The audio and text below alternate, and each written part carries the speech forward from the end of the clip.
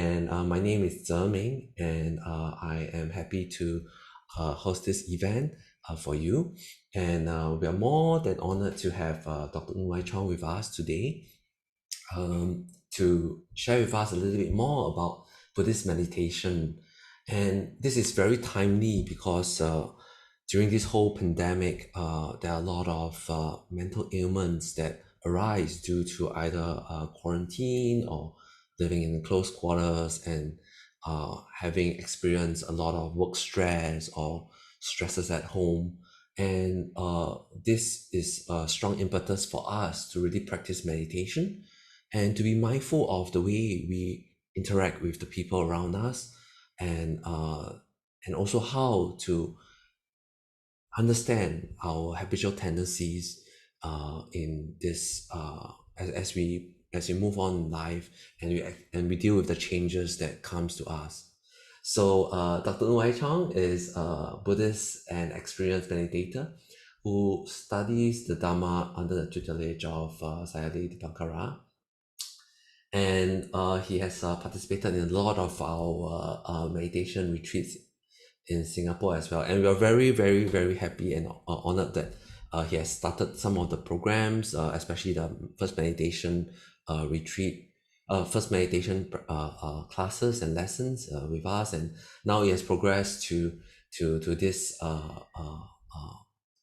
session.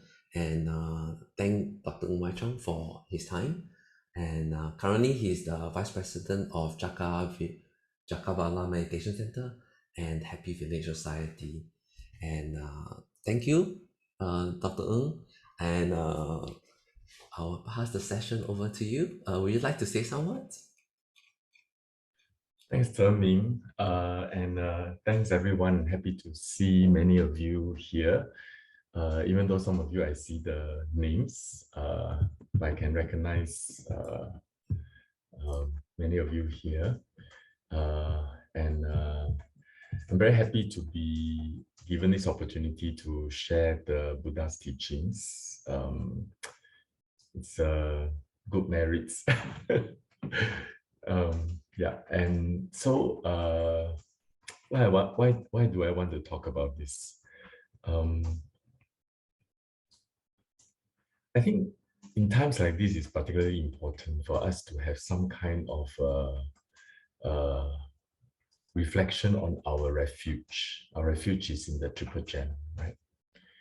And in the Triple Gem, the one that is immediately applicable is although the Triple Gem is integral to one another, but particularly applied is the second one, which is the refuge in the Dhamma. And refuge in the Dhamma really is the practice of the Dhamma. And practice of Dhamma, apart from dana, sila, it is a mental cultivation. Mental cultivation is rooted in mindfulness. If we are mindful, particularly if we are mindful of the Dhamma object, we will not be far away from the Triple Gem. And if we stay mindful of the Dhamma object, our mind can maintain wholesomeness. Wholesome mind is our refuge. Before we realize Nibbana, which is the ultimate refuge. So we take refuge in wholesome mind. So this daily practice is important. But even as we are doing that, it is useful for us to know the path. Where is the place of this practice of mindfulness, this practice of wholesome mind? Where do I place on the path to our ultimate refuge, which is Nibbana, which is the meaning of taking refuge in the Triple Gem? So I feel off and on, once in a while, we should check on the map, the road map. So today, I'm sharing with you the theoretical basis of the Buddhist meditation. Then we know, okay, if I'm practicing mindfulness on the body, okay, where am I in this roadmap? If I'm practicing mindfulness on the breath, where am I in this roadmap? If I'm practicing perhaps the Satipatthana, whether is it mind or body or mind objects or the Dhamma objects, where am I in this particular scheme of Dhamma map. Okay, so this is the roadmap I'm presenting to you, and then if there's opportunity, I hope you can look forward to one of these days. You can, pack your bags and then just tidy up your duties, then go for a short break. And then in the short break, you can practice more intensely, and so that you can continue the the path as a layperson, or maybe some of us may want to go even deeper, but layperson can also practice all the way to nibbana. So I'm just sharing with you the path. Hopefully it is helpful. Okay, let me share the screen. Okay. So Buddhist meditation can be discussed in terms of samatha and vipassana. So why do Buddhists meditate? This is from the Anguttara Nikaya. When Mahanama, the Buddha's cousin, asked him, what makes one a lay follower? So then the Buddha replied, if Mahanama, one has gone for refuge to the Buddha, the Dhamma, and the Sangha, one is a lay follower. And Mahanama further asked about the three refuges. Okay. What are the three refuges? So this is taken from a talk given by Bhikkhu Bodhi many years ago when he was in Singapore at Palelai. So he used the analogy of the physician, his prescription, and the health attendants as the Buddha, Dhamma, and the Sangha. Okay. And then he said that the ultimate refuge is really the learning and the practice of the Dhamma as taught by the Buddha. So he says, we trust the prescription because we trust the physician. And because we are so weak, and if the prescription is complicated and complex to administer, we need the help of health attendants like nurses, like physiotherapist, occupational therapist, and so on, counselor, to help us care for ourselves according to the prescription. And Bhikkhu Bodhi went on to use an analogy. If you were to place a prescription on the altar and pray to it every day, it will not help you. So you need to take it. Take it may be a combination of eating, exercise, certain physiotherapy, certain kind of diet, hydration, and so on. So we need to put that into practice. So the prescription is the ultimate refuge. And in terms of the prescription, the Dhamma, Bhikkhu Bodhi described the Dhamma in three ways, three aspects of the Dhamma. The verbal teachings, which is collected in the Tipitaka. Okay? And then the practice. The Tipitaka needs to be put into practice, right? And then ultimately arriving at Nibbana. So he used the analogy of the roadmap being the Tipitaka, the destination being Nibbana, but the walking itself is the practice. Okay, so what is the goal of the practice? So now we know if you take refuge in the Triple Gem as a layperson, you need to practice the Dhamma. But what is the goal of the practice of the Dhamma? So of course, it's ultimately leading to Nibbana. You look at the end of it, a good future rebirth or the attainment of Nibbana. But for lay disciples, the Buddha prescribed the practice of the superior person. This is found in Anguttara Nikaya, that embodies the four ideals. Okay, so the ideal of faith, whereby a family man places faith in the enlightenment of the Tathagata, the Dhamma, and the Sangha, the Triple Gem. Okay, And then the second ideal is virtue. A family man abstains from that means keeping the 5 precepts, okay? Destruction of lives, from stealing, from sexual misconduct, from false speech, from wines, liquors, and intoxicants, which are a basis of negligence. So he has faith in the triple gem, he keeps precepts, and then he's generous. A family man dwells at home with a mind devoid of the stain of stinginess, freely generous, open-handed, delighting in relinquishment, one devoted to charity, delighting in giving and sharing. So like many of you here, I can see are avid volunteers. I mean, of course, Zheming, Amy, Ting Ting, Eric, you're all like, you're always doing so much for the Buddha Sasana. So sadhu, sadhu, sadhu. And then the fourth one is wisdom.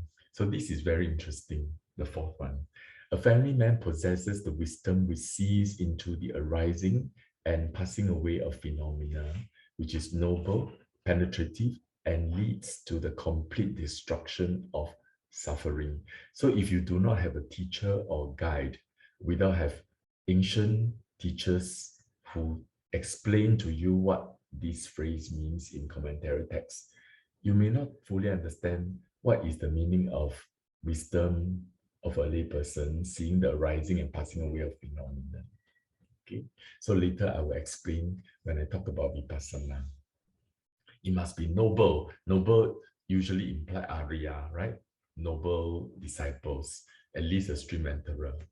Penetrative, can see ultimately beyond the facade of concepts and perceptions, leading to complete destruction of suffering. That means it will lead to Nibbana.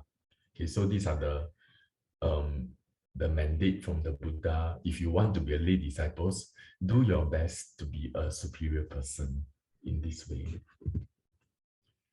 And in another formulation, also in the Anguttara Nikaya, the four, faith, virtues, generosity, and wisdom. For wisdom, it is expanded into 3. What is wisdom? What is the development of wisdom? Listening to good Dhamma, retains in the mind the teachings heard, and carefully examine their meaning, and then practice according with the Dhamma. So in the Pali Canon, as well as very widely well known among the Chinese Mahayana, there is this threefold understanding of the practice, which is the wisdom can be derived from study, from contemplation, as well as from the practice. So 闻所成慧, 思所成慧, and 修所成慧. All these are ways to derive at wisdom. But you need to practice ultimately according to the Dhamma. So how do you do that? So the Buddha talked about meditation too, even for lay people. Okay, the rapture of seclusion. In this particular sutta in Anguttara Nikaya, it is translated as the rapture of seclusion. Householders, you attend upon the sangha of monks with robes, alms food, lodgings, and medicinal requisites for use in time of sickness. But you should not remain satisfied merely with this. Rather, householders, you should train yourselves thus. How can we dwell from time to time in the rapture of seclusion? Thus should you train yourselves. So what is this rapture of seclusion? The commentary text describes the rapture of seclusion as the joy of the second jhana. Okay. So the Buddha recommends off and on you should practice, you should go for retreat, have some seclusion, practice until there is joy, the joy of second jhana. First jhana, there is joy. Second jhana, there is joy. Third jhana, there is bliss. Okay, no joy. Okay, and this is addressed to the monk, but it is related to the practice of the Dhamma. Okay, monks. Although a monk does not apply himself to the meditative development of his mind, may wish, oh, that my mind might be freed from the taints by non-clinging. Yet his mind will not be freed. For what reason? Because he has not developed his mind. One has to say, not developed in what? In the four foundations of mindfulness, the four kinds of right striving, the four bases of success, the five spiritual faculties, the five spiritual powers, the seven factors of enlightenment, and the Noble Eightfold Path. So this is found in the Anguttara Nikaya. It's a very interesting sutta where the Buddha talk about um, the importance of meditative development of the mind. It is as if he used the analogy of a hen trying to lay eggs. If if she doesn't sit on her eggs, the eggs will not hatch. If she sits on the eggs regularly, the egg may not appear to have any changes, but there is development within the eggs. So you just sit on the eggs and then the eggs will hatch. And he also gives another analogy of um, a ruffian rope or a rope that anchor a boat onto a stick, a bulat. And every time there's wind and the weather, the rope will be worn. And you do not know how long will this rope be worn. But every time there's wind and all the conditions, it'll be worn bit by bit. So similarly, when we put our mind into practice, our mind will gradually hatch, gradually develop. So that is the analogy, and that is the particular sutta. And when he says, what do we mean by developing? Is developing these 37 factors of enlightenment, the four foundations of mindfulness, the four kinds of right striving, the four bases of success, the five spiritual faculties, the five powers, seven factors of enlightenment, and the Noble Eightfold Path. So all these are developed when we develop our mind in meditation. I won't be going deeper into the 37 Bodhipakkhiyas today, but just wanting to use it to say that if you take refuge in the Buddha, we take refuge in the Dhamma. When we take refuge in the Dhamma, we practice the Dhamma. When we practice the Dhamma, we listen, we contemplate, and then we practice. When we practice, from time to time, even for lay people, we should go for retreats. Okay. And when we practice the Dhamma, we should develop the 37 factors of enlightenment. So what is Buddhist meditation? Okay, which is the foundation of mental development. So this is from Bhikkhu Bodhi. This explanation when he translated the Abhidhamma Sangaha. So the Abhidhamma Sangaha was a handbook used by the ancient Theravada practitioners. So there's a Dhamma Sangaha, there is a Abhidhamma Sangaha. I'm not sure whether there's a Vinaya Sangaha, maybe there is. So it's like a handbook. So there's a handbook of Abhidhamma written by, I think, usually all these ancient commentary texts, we're not sure about the author, but this one I think is known. So Bhikkhu Bodhi translated it and then gave a lot of explanation. So he described the Buddhist meditation as twofold: tranquility and insight. Okay, this is also what I heard from my teacher, Pak Siador. He says the Buddhist meditation is samatha and vipassana. Okay, so what is samatha meditation? So in Bhikkhu Bodhi's explanation, so he's a modern, very senior monk, a practitioner and a scholar. So he says, in which the wavering and trepidation of the mind is brought to an end, culminating in one-pointedness of the mind, with samadhi as its result. So that is the definition of samatha. So in the Visuddhimagga, it is described as the purification of the mind, the training of the higher mind, the culminating of right concentration, which is found in Majjhima Nikaya, and then jhana as a guidepost. So these are all the description of samatha meditation. In Chinese, we call it 止禅. 止 means stopping. So you stop. Okay, you stop and it becomes still. So it's a practice of stilling. And the stilling is not by forcing it to be still. It is by calming it down. Okay, so this is calm abiding meditation tranquility meditation, stillness meditation, zhichan, samatha meditation. So the trepidation of the mind is brought to stillness to attain samadhi. Okay, now this slide using modern teachers' languages as well. So my teacher Sally Dipankara described samatha meditation as developing your microscope. Okay, so you have a microscope so you can see things in details. You can see the germs, you can see electrons and neutrons. Okay, then Ajahn Brahmabangso also has a very interesting story.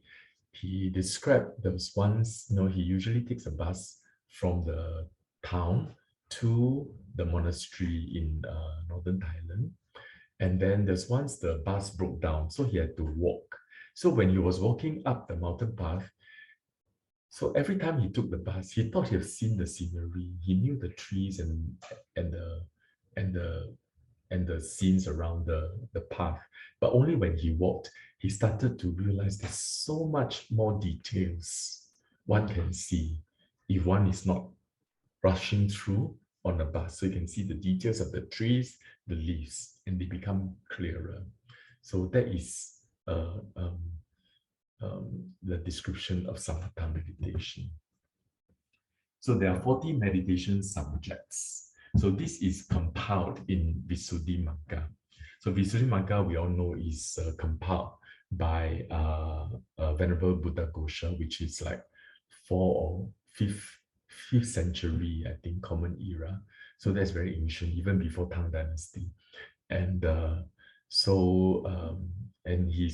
you read the Visuddhimagga, he referenced heavily on the teachings of the monks in Sri Lanka during those days, as well as commentary texts, as well as the sutta. So he doesn't give his own ideas so much, but he compiled from all these various teachings.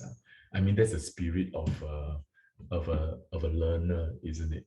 So he compiled, and then all in all, there were 40 meditation subjects. So the Buddhist Pali Canon tradition, by then, the teachings from the Tipitaka were compiled into something that is more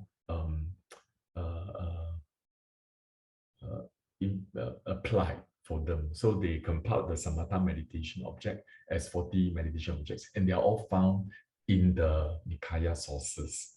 So the description of meditation subjects is called Kamatthana. Kamatthana, karma is your occupation, right? Occupation whereby we create value. I mean, our occupation is we create value either for ourselves or others. So it's the place where we put in all our effort, our intent, even our life go into our work, our occupation. And this is the field of action, our workplace.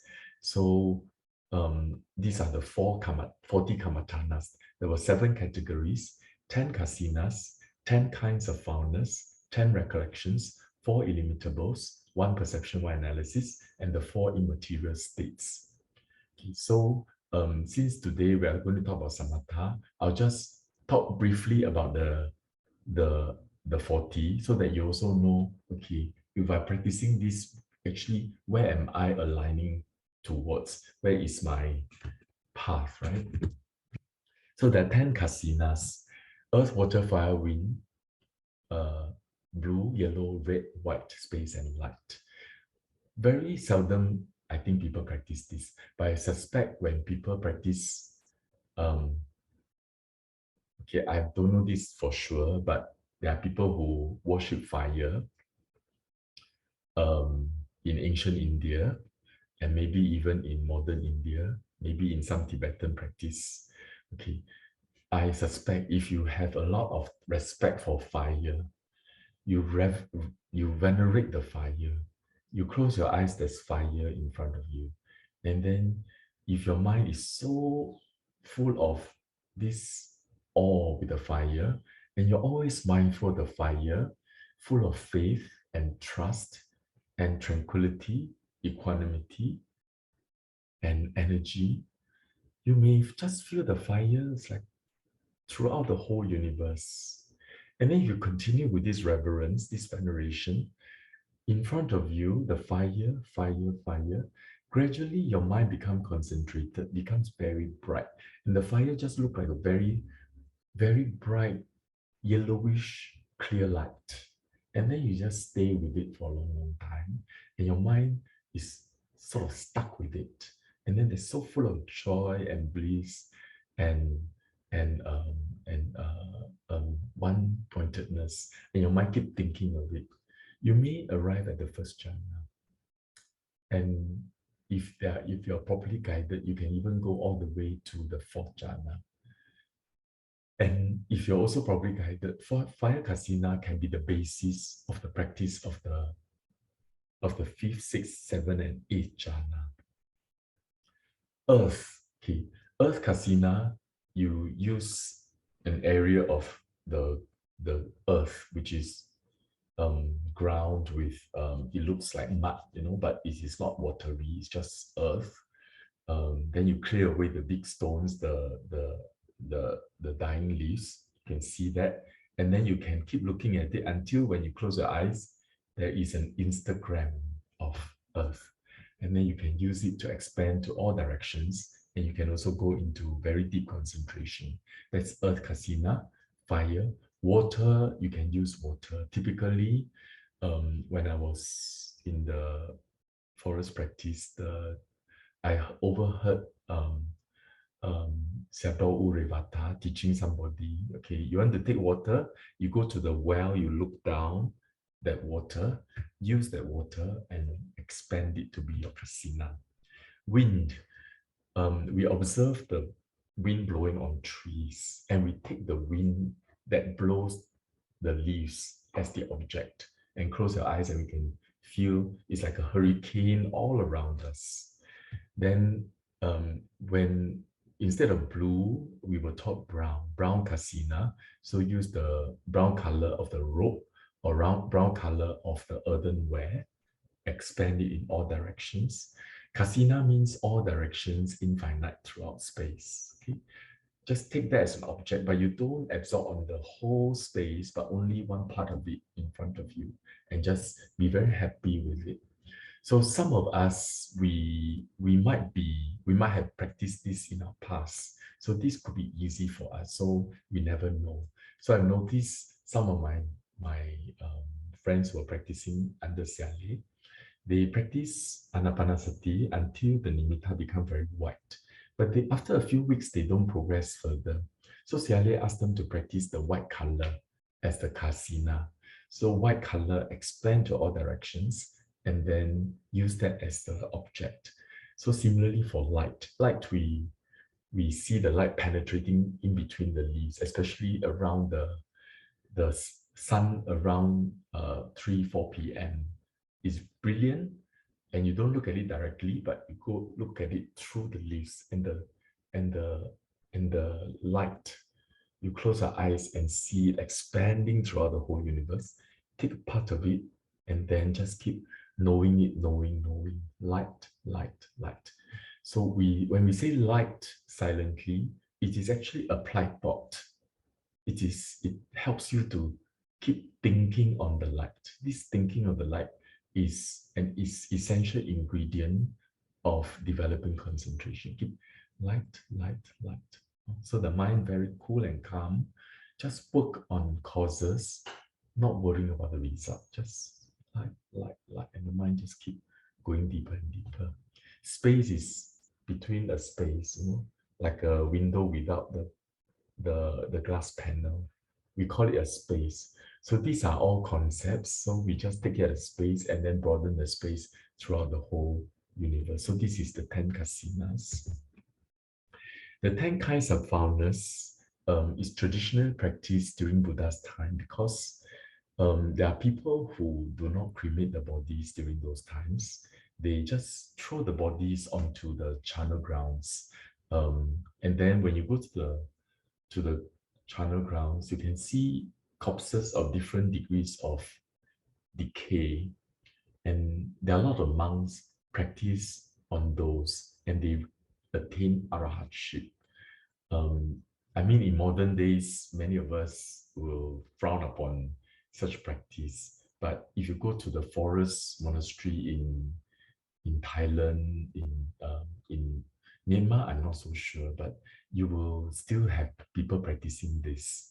For me, when I was practicing this, as a doctor, I had the privilege of being posted to forensic pathology in my student days.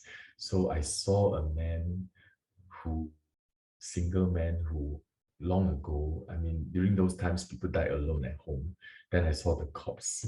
Then I remember the image and I used that as the object when I was practicing this.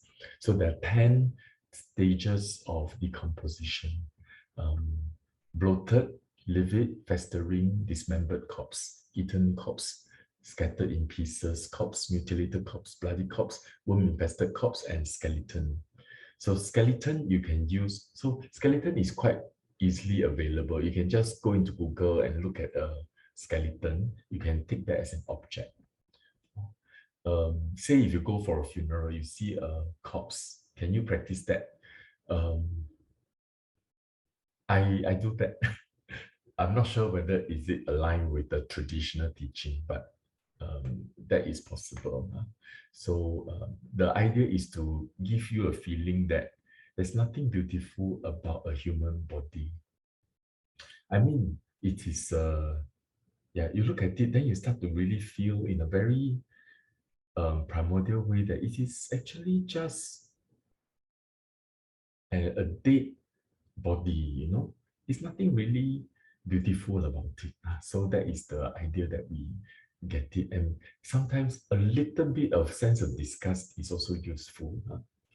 Then you can, and when you have very deep concentration, the disgust is accompanied by joy and happiness.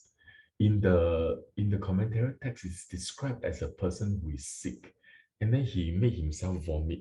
When he vomit, he feels so happy, you know, feels so relieved about it. So that is the paradox of this kind of practice. There's a lot of joy and bliss in the practice of asubha. This is the asubha practice. Like you start to see, oh, this is true, isn't it? This is the real thing. Then you just feel so relaxed because you sort of let go a lot of ideas. This one is frequently practiced by many of us. Okay, the 10 recollections, the recollection of the Buddha, the Dhamma, and the Sangha, morality, generosity, devas, peace, death, 32 parts of the body, and breath. Okay. So I'll just talk about this very briefly. Buddha is you recollect the quality of the Buddha. Buddha has got many qualities, that 10 or nine qualities. So for example, he is an arahant. You just need to have a deeper theoretical understanding of what arahant means, because we are not arahant, so we can't really understand deeply what is the meaning of an arahant, but we can read theoretically. Arahant is pure in his sila, samadhi, and panya, you know, and it's so awesome. You know? Then you just feel this way, arahant, arahant, arahant, with the image of the Buddha first. Arahant, arahant, arahant, arahant, arahant. Arahant is one of the quality, right? Itipiso, Bhagawa, Arahang, Samma, Sambuddho, Vicca Charana Sampanno, Sugato, Lokha Vidu, Anuttaro Purisa Dhamma Sarati, Sattha Deva Manusanam, Buddho, Bhagavati. Okay, so there are 9 qualities of the Buddha. So we can use Buddho, Buddho, Buddho, Buddho, Buddho. What's the meaning of Buddho? A fully awakened one. What is the meaning of awakened? It's awakened from a dream that all of us are stuck in, fighting wars, quarreling, unhappy, grieving, frustrating over dreams. Okay, so the Buddha is awakened from this. So it's Buddha, Buddha, Buddha. So you have an image of the Buddha and you recall Buddha, Buddha, Buddha. Your idea, the object of this meditation is the idea that this is an awakened one. Awaken, and your mind is full of inspiration. Stay with it. So this object is a bit complex. So the mind doesn't go into jhana, but go into a very blissful concentration. So there's excess concentration. Dhamma also have got many qualities. Same, I just use one of the qualities, like yeah, to be ahipasiko. That means timeless. Once you have, this is for people who understand deeply the practice. When you have the practice of Dhamma, the result is immediate, timeless between the path and the fruit. It's a bit difficult to explain, pardon me. I may not be able to explain it very well, but there are other aspects of the Dhamma qualities. Then Sangha also, and then morality. Morality practice is you have a pure precept. Of course, we are not pure all the time and in the past, right? I mean, if you talk about the past, we have got infinite past. You cannot guarantee you have not broken the precept. But maybe you can think, today I did not break precept. Then based on that, you can be happy over the fact that you had purity of precept for one day, or for 1 week, or for 1 month, or for 10 years. Then you recall on it, you feel your precept is pure. And then you're happy with it, you can go into excess concentration. Generosity is you recall certain generous behavior. For example, you offer ropes during the katina, or that you offer alms food. Then you recall that, and you're so happy about it. So I don't know whether you experience this. Sometimes when you do a lot of dana, the whole day you're so happy. Actually, you're having that glow, of generosity. If you were to close your eyes and just reflect, generous. In the world, people who are so stingy, I mean, among us, we see people are very generous, but actually, if you look at the whole universe, most beings are very self-protective, are very defensive. They hang on to their properties. So in a world full of stinginess, there was generosity in me. I actually gave without conditions, just because of their pure life, just because they were Sangha, or just because I saw somebody who was in need and I gave. So you look at it and you feel so happy about this and just stay with it. It's also a very complex concept, so you don't go into jhana, but you can go into excess concentration. Some people, this excess concentration is enough for enlightenment. So I know many of you are doing a lot of volunteer work. I hope you don't forget this. This shall be this will sustain us in times of difficulties. Deva is for people who know deeply the Deva's life.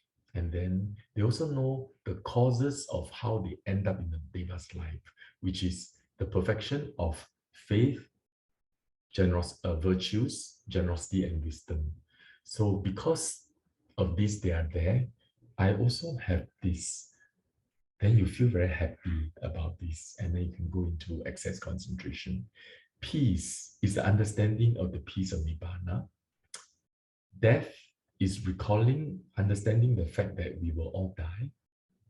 When you can understand that we will all die, of course, some people are afraid of death, but maybe if you're protected by the Dhamma, you just know that we will all die. So whatever we are clinging on to that's causing us discontent, grief and loss, helpless frustration, all different kinds of stress, boredom and loneliness, all these things are gone. Because when we see that it will all end up as death, there's nothing worth clinging on to. So at the moment, you can have peace and you can go into excess concentration. 32 parts of the body is when we look at ourselves, even with the mirror, without mirror, you can still visualize yourself. And then you can see your head hair, body hair, teeth, nails, skin. And then if you study a bit of anatomy, you know that under the skin, you have got muscles, you've got nerves, you've got bones, you have got bone marrow, kidneys, spleen, liver, heart, lungs, the pleural membrane and the diaphragm, the stomach content, the intestine, the mesentery, the feces, the brain, the gall, the bowel juice, and so on. So there are 32 parts of the body. So you can just, as if you have X-ray eye and look at your body and then reflect your whole body is just a 臭皮囊, it's like a leather bag. Inside is all these organs. Similarly, when you buy fish, the fishmonger will remove all the organs. We are all organs inside. So the idea is to have this understanding the body is actually just functional, nothing beautiful about it. And it is functional for what function? So that it can enjoy sensual pleasures. Because that's the meaning of life, right?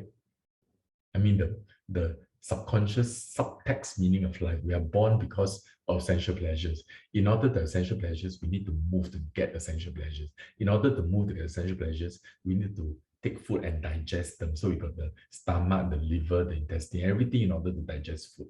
And then with the muscles and bone in order to move and get food and get sensual pleasures.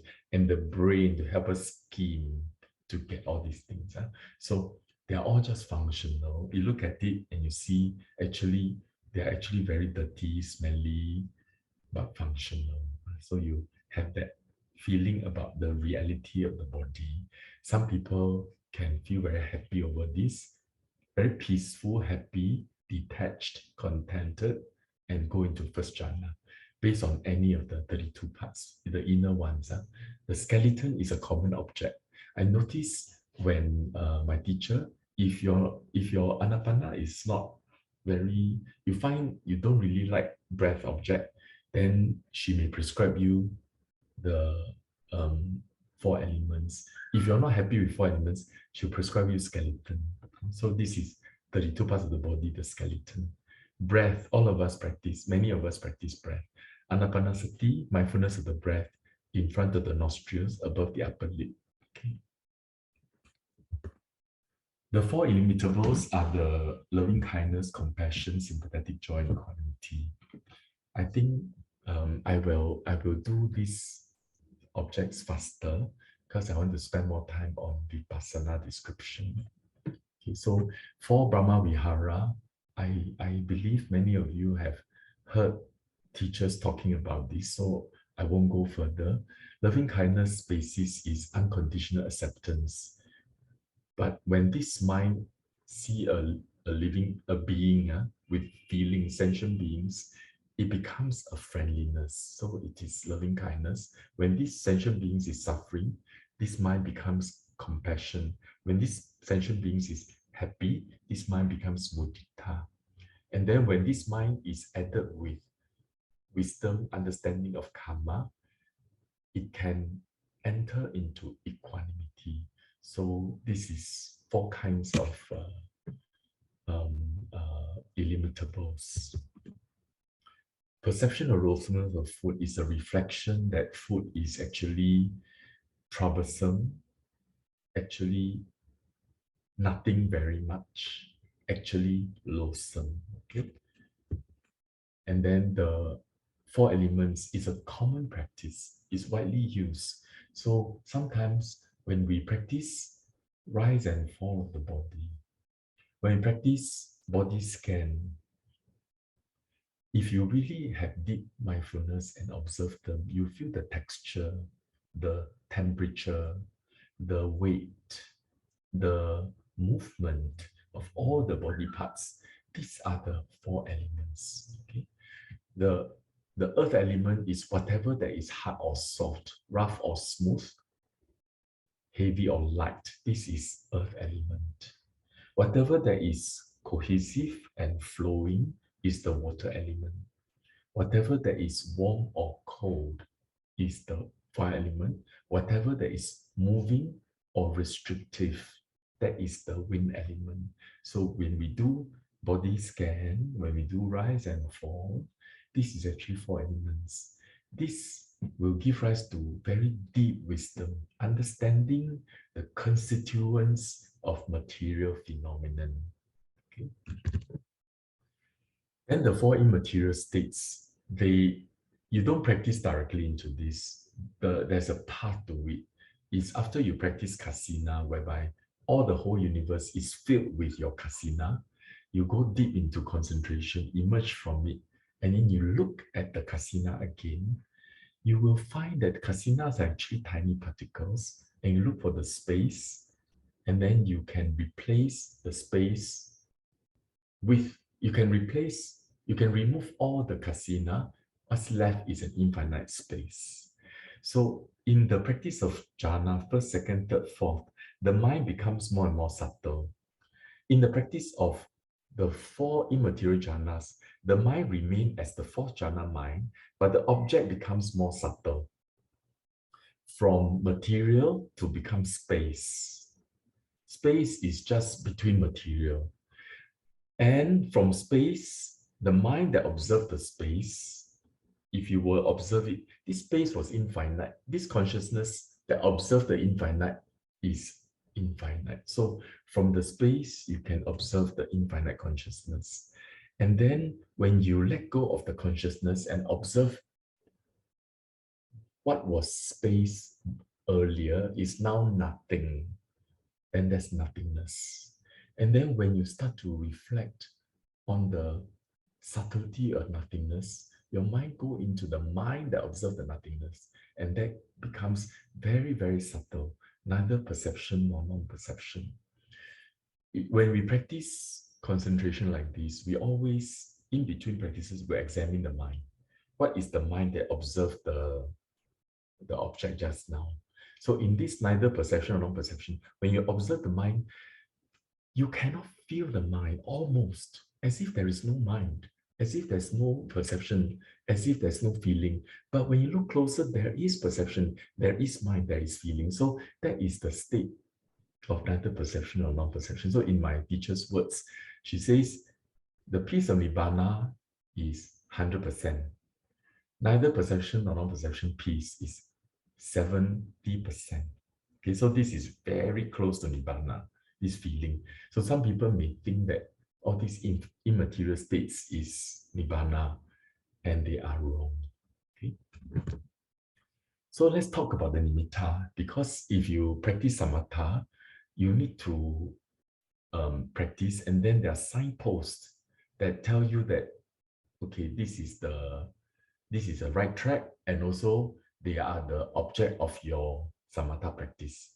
So parikrama nimitta are all the 40 objects I mentioned. These are all parikrama nimitta. Okay, you take them as your object. Then once your mind have a certain momentum, you start to have a certain sensation that feels like a visual, like a white color, like a red color, like a yellow color. So that is your learning sign. They are not to be taken as the object. They are just telling you that your mind is getting concentration. Okay. Then once the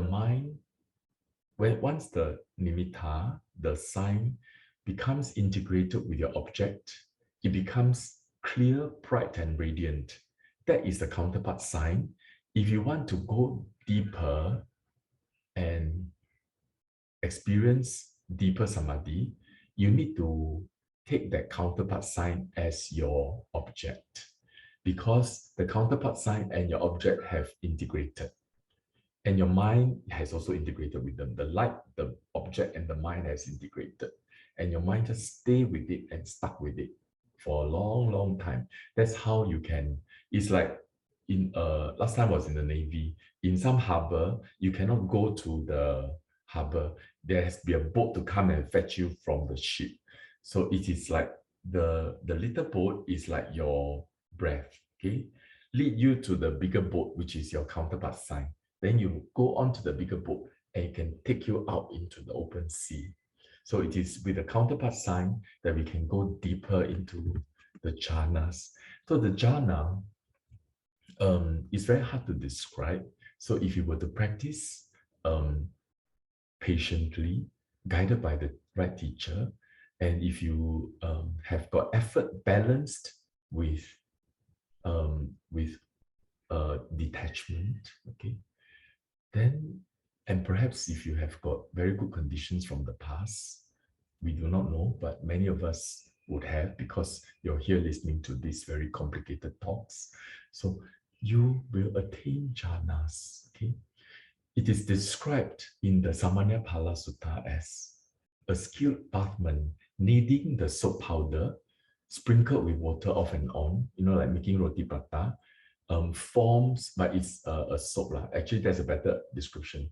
It caked together, sorry, let me just read. Sprinkled with water, forms from it in a metal dish a soft lump, so that the ball of soap powder becomes one oleaginous mass, bound with oil, so that nothing escapes. So this monk suffuses, drenches, fills, and irradiates his body, so that no spot remain untouched. Okay. So when the mind is stuck with the counterpart sign, okay, there's no body, there's no ear, there's no whatever. The mind is just stuck with the object. So the mind and the object the mind keep recalling and keep thinking. It's like stuck there. And so this whole body, okay, by then you don't perceive your body already. You just know the mind is stuck there. This whole thing is like being bound, sprinkled with water, and just bound together like a cake of soap. Nothing escapes. Okay, so it is described by some people as the mind being stuck, like like the button. Okay, button like this. Okay, like that. Okay. So there are 5 jhana factors: applied thought, sustained thought, joy, bliss, and one-pointedness. The second jhana was described in the Samannaphala Sutta as this: as a lake fed by springs with no inflow from the east, west, north, or south, because the spring is underneath, where the rain god sends moderate showers from time to time.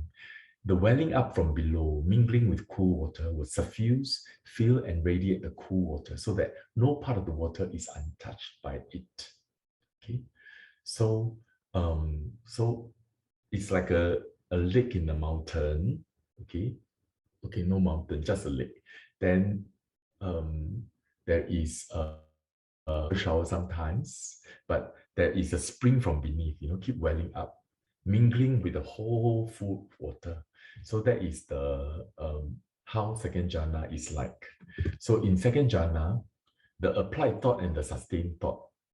Applied thought is thinking, sustaining, hooking. Okay, you think and hook, think and hook. So the mind feels this thinking and hooking feels like it is stuck. Okay, but this is gone in the second jhana, and then the mind is like a balloon.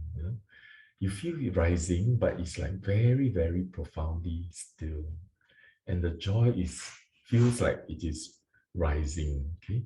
So maybe it is like a spring from beneath. Okay.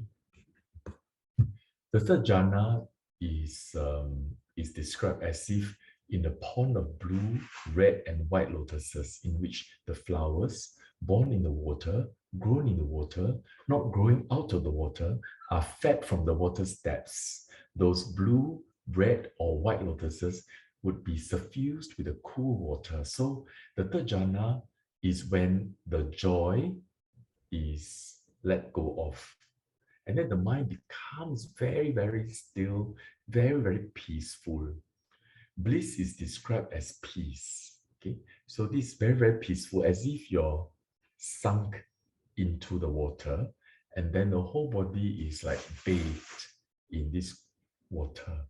Okay, it doesn't have that feeling of spring from beneath. Okay, so that's the third jhana. So it is bliss and one-pointedness. And fourth jhana is as if a man were to sit wrapped from head to toe in a white garment, so that no part of him was untouched by that garment. So in the fourth jhana, the bliss is let go of. Bliss let go, and then the mind is replaced with this neither happy or unpleasant feeling. Neither pleasant or unpleasant. It's just very neutral. And the neutral feeling, and without this bliss, the mind feels like it is being frozen in an iceberg. So that's one way to describe. The Buddha described it as a man wrapped from head to toe in white garment, very, very cozy, just like that, very still. So that is the fourth jhana. So why do we develop concentration? If one develop concentration for vanity, one will be stuck and it is no good. Okay? Like it is an ego trip, no good. But sometimes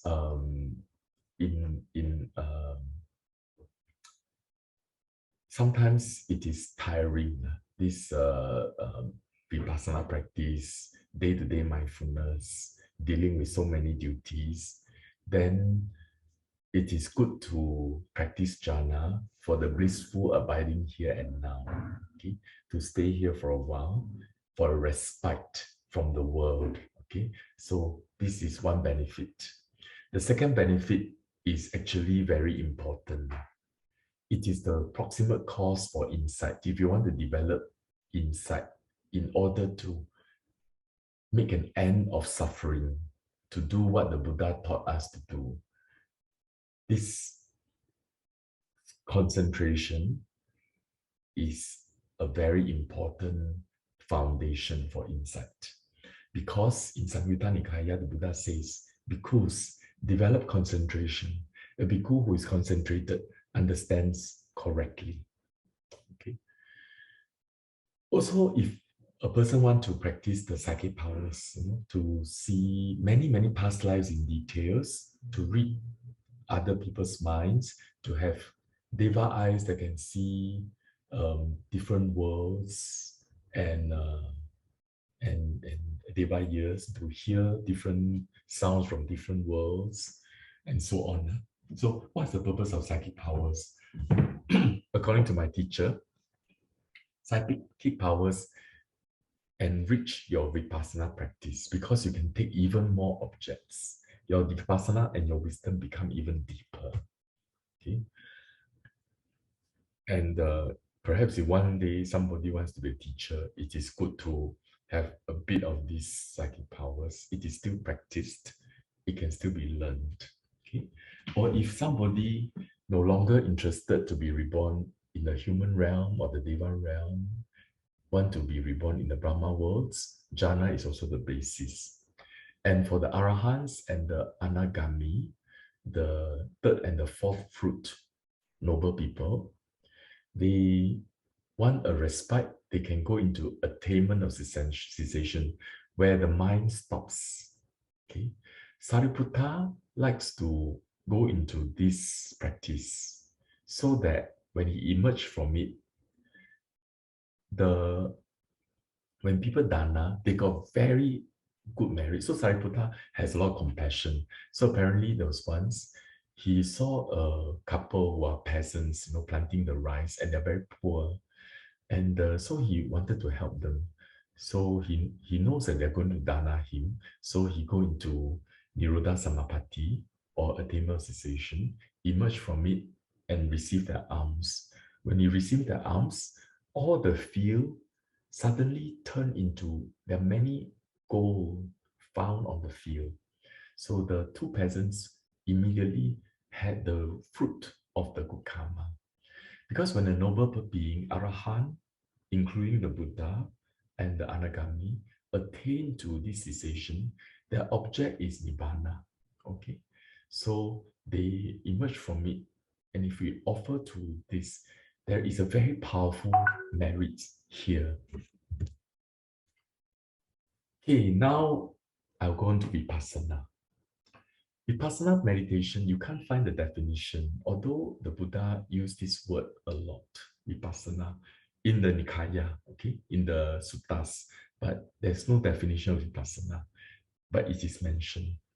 The definition is found in a commentary text of the Abhidhamma.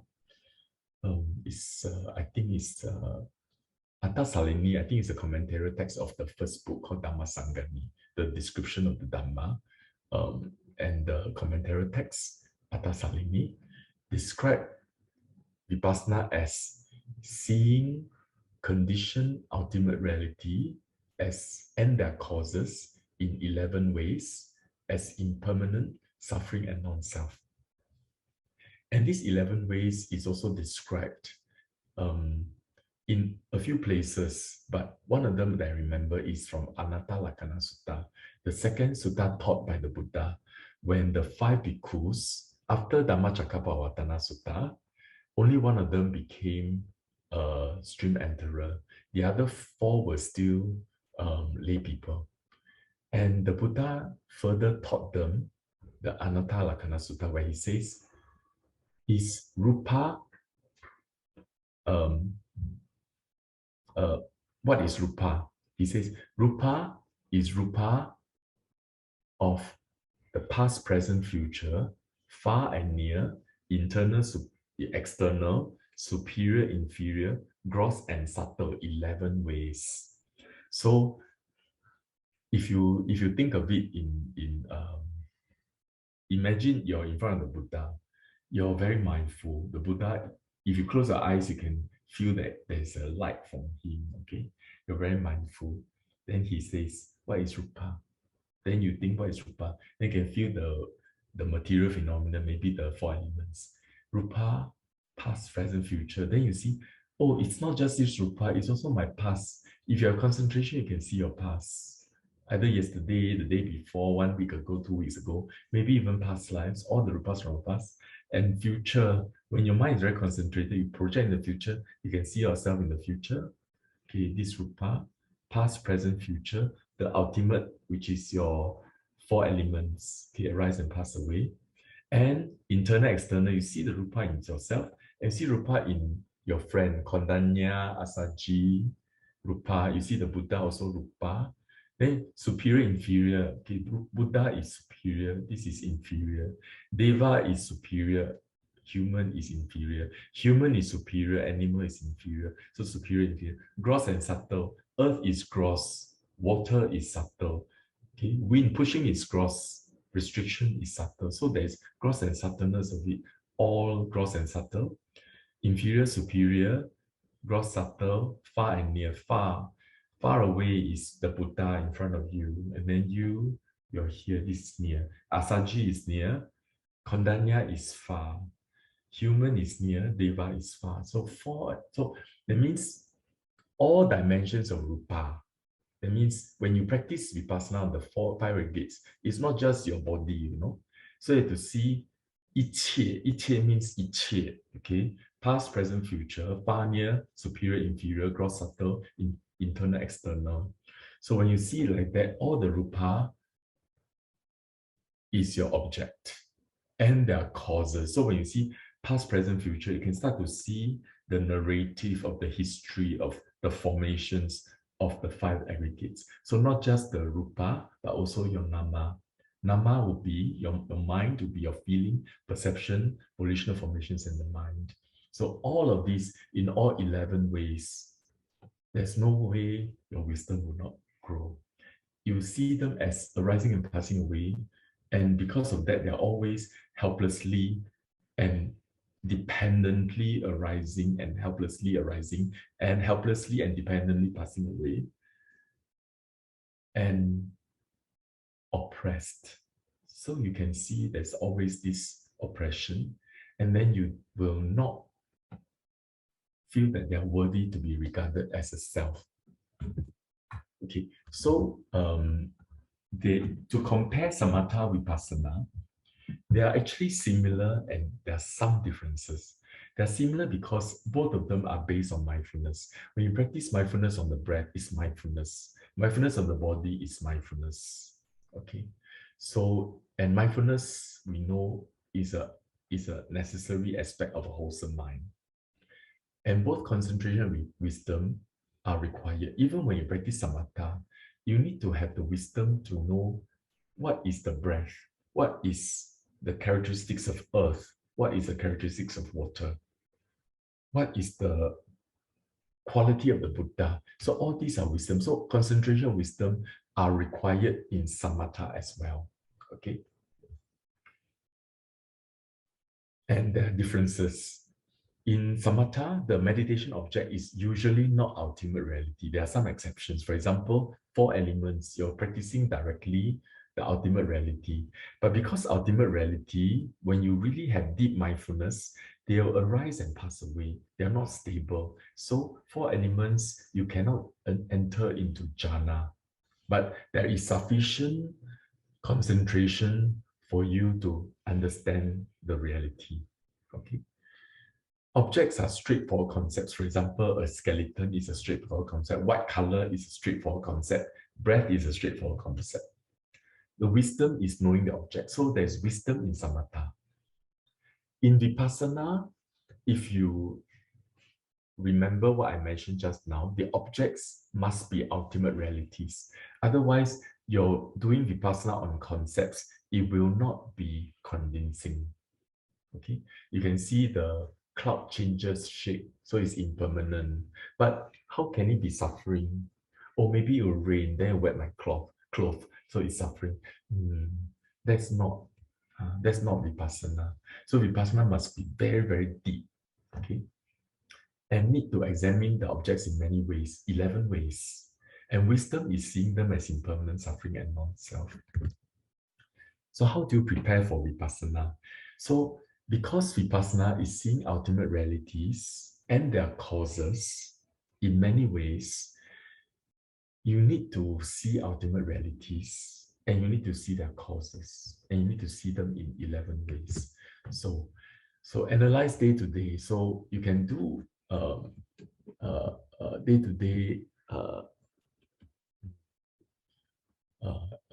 ultimate reality. So there are different ways of analysis. You can see the world, body, feelings, mind, objects, the 4 satipatthana, mental and physical phenomenon, nama and rupa, 5 aggregates, the 5 khandhas, the 12 bases, 12 ayatana, 18 dhatus, 12 links of dependent origination, consciousness, chitta, chittasikas, and rupa. That is the Abhidhamma formulations.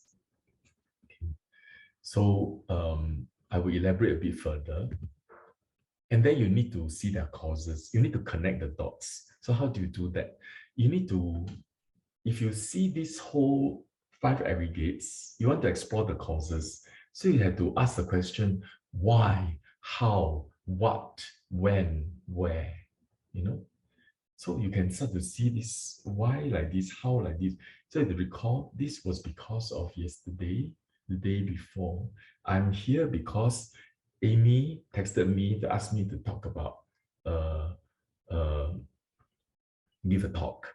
And then why do I want to give a talk? Okay, because somehow I wanted to contribute to Buddha Sasana. Where was this planted? Is it in this life? Maybe it's in the past. So I have to question the whys and the hows. So all these questions, the critical thinking, when you practice your mindful practice in day-to-day life, practice samatha, practice vipassana, you ask the question why, it will lead you to explore causes and conditions. And it will lead you to ultimate, why were you born? And then when you want to explore why were you born, you will need to recall your childhood all the way to your babyhood, to your fetalhood, and your embryohood. And then at the point of your conception, you will see the rupa and the nama. The mind and body were already there when you were conceived. Okay. And then when you were to explore it, okay, by then you have already seen ultimate realities before you practice this. And then you were to explore it, you start to see, when you do vipassana on this material and mental phenomenon, the mind gradually just arise and pass away, then arise and pass away. Then the mind, after a while, a little bit bored, drop into bhavanga, is a subconscious mind. You start to see an image from the past. Okay. So you will see something like this, that we were born, we all these contacts and feelings and emotions that trigger our feeling, happy, unhappy, and all these feelings create biases, make us want this, don't want that. And these wants and don't wants cause us to have certain clinging to sensual pleasures, clinging to views and values, okay? Clinging to self, clinging to existence, clinging to self. So this clinging, values, vision, views, concepts, perceptions, mission, calling, all these make us, drive us to do many things with intention. And these have a karmic force. And when we die, life flash before us. All the stories, all the good things and the bad things that we did with karmic force. And when all these good and bad things with karmic force are rooted in clinging, craving, feeling, contact, rooted in defilements. So even wholesome things that we did. So this karmic force, together with the desire, the biases, together with our underlying ignorance, cause us to have this life flash before our eyes before we die. And then just before we die, there's something particularly strong that gives us an idea of the next rebirth. And then we die, and then the next rebirth happen. And this corresponds with the last thought moment. So the wisdom tells us this is the cause of death. And what is this cause? This cause is a mechanism of the interaction between ignorance, craving, and karma in the 12 links of dependent origination. Okay, so we need to understand their causes. So their causes are the defilements like ignorance, greed, okay, as well as their karma, okay, and then also the rest of the results, the eyes and the ears of the previous lives or the present lives. So all these are the causes resulting in the present 5 aggregates. So these are the ingredients of Vipassana also. So Vipassana objects are all these, okay, in different formulation, but you must see them in past, present, future, 一切, okay, 所有, past, present, future, internal, external, near, near, far, superior, inferior, gross, and subtle. So I added the first one called the world because the Buddha used the term the world in the Rohitassa Sutta. There was this Deva, right? He met the Buddha at Jetavana. He says that, how do you go to the end of the world? In my previous lives, I was a psychic. I ran so fast. I was traveling looking for the end of the world. I couldn't find the end of the world.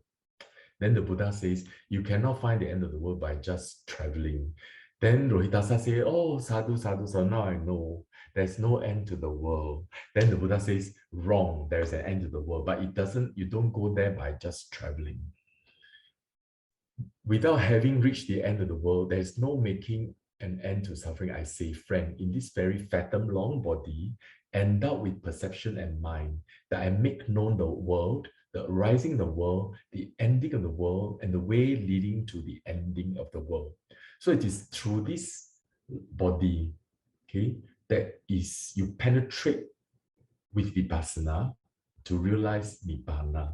Okay, so what is this fathom long body? It is mind and body, 名色, 身心, mind and body.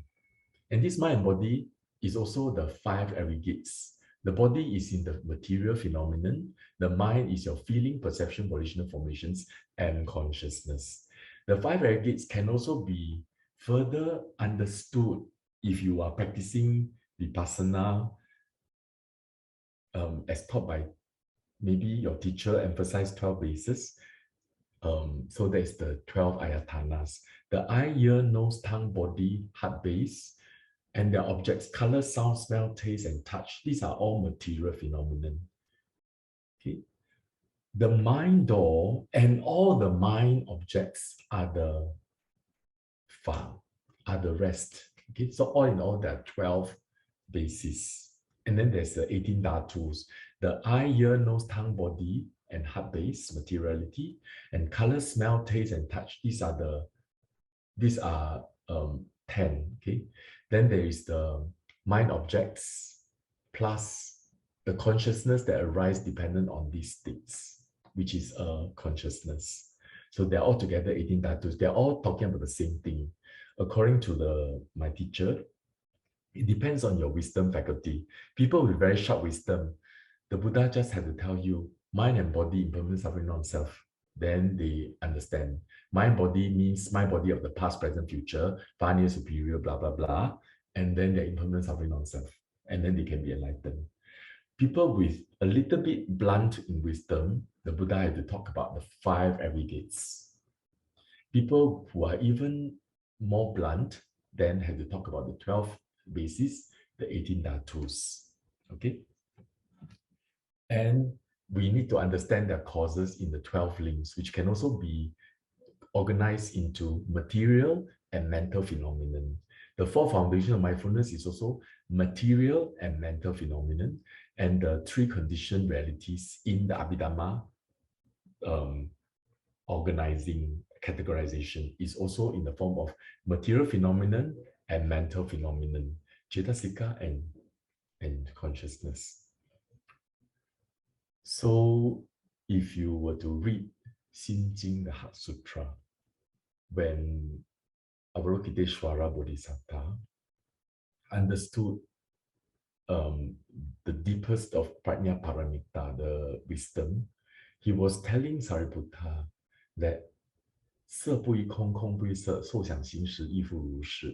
He was going through all these, the 5 aggregates, the 12 dhatus, 无眼处乃至无意识, can't remember Hatsutra, but I think many of you know how to read it or chant it. But he's trying to tell us that all these 5 aggregates, or the 12 bases, or the 18 dhatus in the Heart Sutra, even the 12 links of dependent origination, they arise and pass away. They are kong, okay? And this is how we penetrate to realize Nibbana.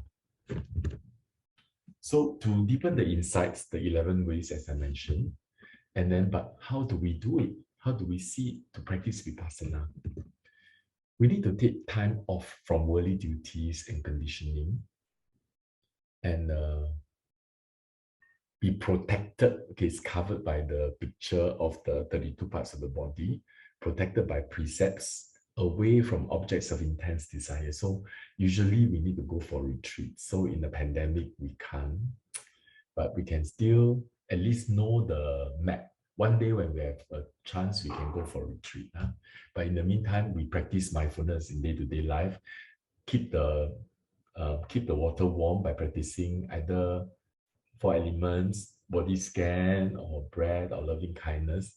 Keep the faith going, keep the mind mindful and wholesome. All these are useful, when the opportunities are right, that we can practice deeply. You need to have a teacher, a right guidance from a good friend to practice. Because remember the analogy of the map and the travel and Nibbana? There's once during the pandemic, right? I went to this Bukit Batok Hill Park. Wow, we got a map, we got bloggers who describe it, and then, but we couldn't find our way. So you need to have a guide sometimes. So if you travel, you have a map.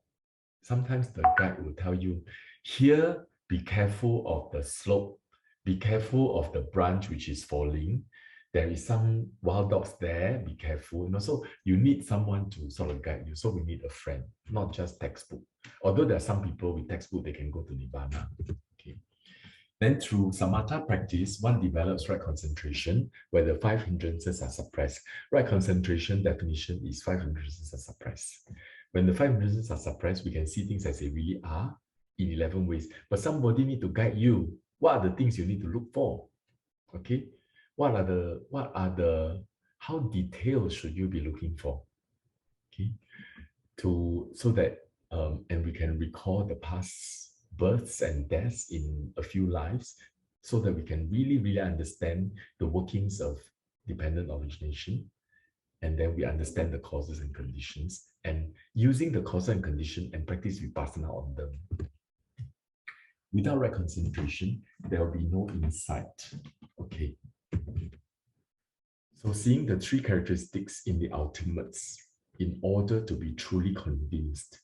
Otherwise, if you see only phenomenon, the clouds, the trees, seasons changes, impermanent, suffering, non-self, not deep enough. Okay, you may have wholesome mind, you may be reborn as a deva, but nibbana, not yet. You need to see ultimate reality, whereby you're no longer have any more doubt. That you look at the tree, you actually penetrate deeply, you can see the cells, the cell wall, and then the nucleus of the plant. Then you can see the DNA. DNA are about like ribonucleic acid, there's carbon molecule, atom, there is nitrogen, and then you can look at it. But you, of course, in those dimensions, you don't have names. Then you look at it, it's neutrons, electrons. And neutrons, electrons are just energies arising and passing away. There's hardness, roughness, but they're all temporary. You need to go deeply into material, deeply into mental. And when you penetrate deeply, the wisdom will just mature step by step. So first of all, you start to see, okay, this is material, this is mental. You don't confuse between the two, and you can see material phenomenon is actually occurs in packets, and each packets always come along with four elements, and at least would have the result of the four elements constitution. You have smell, taste, and color, okay, as well as nutritive essence. So altogether, there are 8 aspects. And then some of these packets have got life energy, as well as a kind of functioning like a sensory organ, eye base, ear base, and so on. So some of them have got that quality in it. So you have to see ultimate materiality deeply. It's like that, arise and pass away in groups. And then mental phenomenon is different. Mental phenomenon doesn't have a form, it's invisible. It doesn't have a form, it doesn't have feeling, it doesn't have a texture, it doesn't have a weight. It is just a phenomenon that reach out to material phenomenon, which is always destroying, and the mental phenomenon always reach out to an object. It must have an object. Mental phenomenon arises based on an object. It could be material object, can be mental object. The mental phenomenon arises respect to the object, and the mental phenomenon has no weight, no texture, no smell, no temperature, but it is just a phenomenon that is real, that exists. Okay, they will go and reach out to the object, and they don't occur as groups. They occur as pulses, arise and pass away like that, as a continuous pulse. Whereas the material phenomena occurs as a contiguous lump, tiny little lump. Okay, continuous pulse. So you have to differentiate between material and mental. And the mental happens because of material. Ear touch, ear contact with sound, ear consciousness occur because of the contact. When the ear consciousness occur, the mind consciousness will also arise to take the sound as object in the mind, and then just investigate and just relish it, and very fast arise and pass away. So this is the knowledge of the understanding of material and mental phenomenon. And then when we understand the past and causation, dependent origination, that's when we acquire the knowledge of discerning cause and condition. Okay? And then once we do that a lot, we start to have an understanding of that this is material, this is feeling, this is perception, this is sankhara, this is condition. We understand in terms of either the 5 aggregates or mind and body or the 12 ayatanas in groups, 思维智, okay?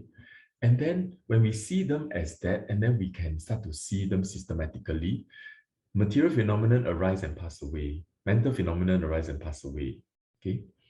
And we can see them like that, and we can see until, oh, it's very impermanent and so on. Then there can be very strong light. If we are not mature and we have attachment, a little bit of ego, you thought that you're in Nibbana, not yet. So these are the 10 corruptions. If you're well guided by the teacher, he'll tell you to let go, to really let go and cool down. There's nothing to cling on to. It's nothing worth it. Okay. Then you continue to practice. Then you mature. And this is the stage of knowledge of contemplation arising and passing away in a mature state. And then knowledge of contemplation of that dissolution is the teacher will tell you, observe only the passing away. They arise and pass away, but focus your attention on the passing away to get the feeling that they are all passing away, which is not wrong. Everything is passing away. Things are falling apart. And then when you see them as that, if you continue to see that, the wisdom of terror will arise and the wisdom of danger. This is like a waking up, like an outgrowing, like waking up. Like last time you like to drink Coca-Cola. Now you see Coca-Cola, the sugar is dangerous. This is wisdom, okay? Knowledge of contemplation, disenchantment is no longer like your child, you used to like candy, cakes, but now you're suffering from diabetes. You have this understanding of danger, and then you look at cakes and sugar and all that, you're no longer so enchanted, disenchantment. And then you have a desire for deliverance. And then you will reflect on all these arising and passing away until such a time that you are equanimous with happy state, happy feeling, no attachment, unpleasant state, unhappy feeling, no detachment, no aversion, and just very equanimous, continue to see ultimate reality, deep understanding of causes and conditions, just very, very equanimous. It is said that people who take the vow of Bodhisattva, they will not progress beyond this stage. Okay? The equanimity of all formations. But however, if they were not destined to be Bodhisattva, if they continue with this, guided by the good teacher, they will have a very quick perception of conformity, change of lineage, and then a fruition mind will happen. Immediately after that, the path mind will happen. Immediately, a fruition mind. And the path and fruition mind, the change of lineage mind actually, onwards, the object is Nibbana object. So when this happens, at the same time, they perceive Nibbana, at the same time, they perceive dukkha, and they perceive samudaya, and they perceive the way leading to Nibbana.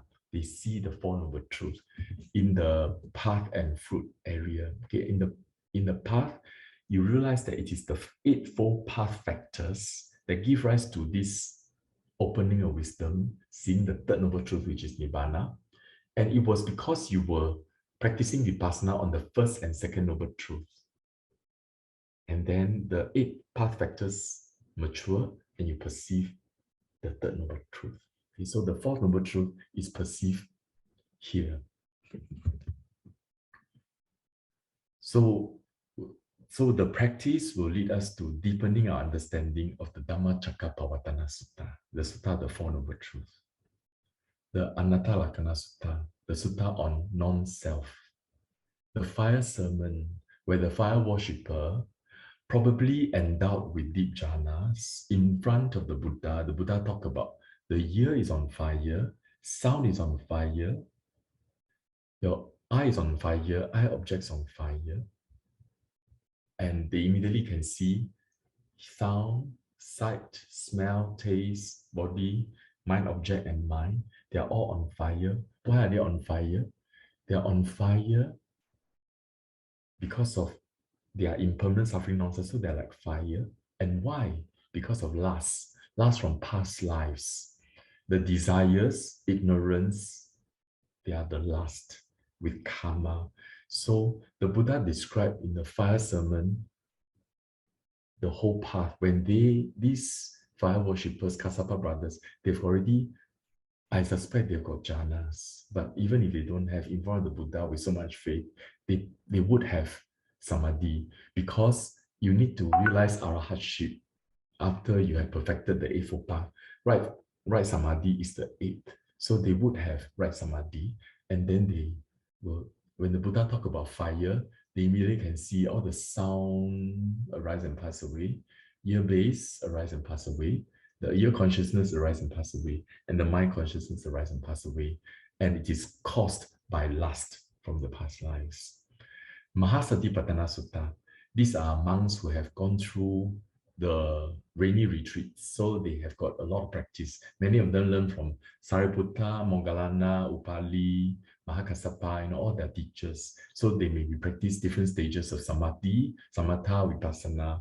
Some are doing vipassana. So the Buddha told them, these are the four foundations of mindfulness. It is through this that you realize Nibbana. So when the Buddha described body, feeling, mind, and then the Dhamma objects, all of them listening are probably practicing Vipassana with the Buddha in front of them. Vata Vinita Sutta is a description, is a story that Sariputta heard of a monk who is very well practiced, went to ask him, how do you arrive at the destination by purification of the virtue, view, a mind, view, and so on? He says you need to purify all in stages. And this gives rise to the understanding of the 7 purification system. This is a syllabus taught in traditional Theravada. So this one is from Venerable U Mangala's center in Kuching. So the basis is Sila Visuddhi, which is your purification of your virtues. So for lay people, if we practice deeply, it's best that you keep 8 precepts. Okay, the more precepts, the more protection, right? 5 precepts is the basis. 5 precepts also can. In the retreat that I go to, if someone has got gastric problems, sadly, actually let them take 5 precepts. So 5 precepts also can. And then when you have 5 precepts, you practice samatha until you attain to jhana, that is chitta visuddhi. Okay, and then you before you practice vipassana, we practice protective meditation of metta, buddhanusati, death meditation, and arsubha meditation. So based on that, then we start to collect the ingredients of vipassana, studying material phenomenon, and then studying mental phenomenon. Okay, and then we study dependent origination. After we study dependent origination, I think I use the annotation. It's a bit difficult for you to see. Okay, so this is dependent origination. This is mental and physical phenomenon. Then after that, we deepen our understanding of the ultimate realities using the instrument known as the characteristics, manifestation, function, and proximate cause.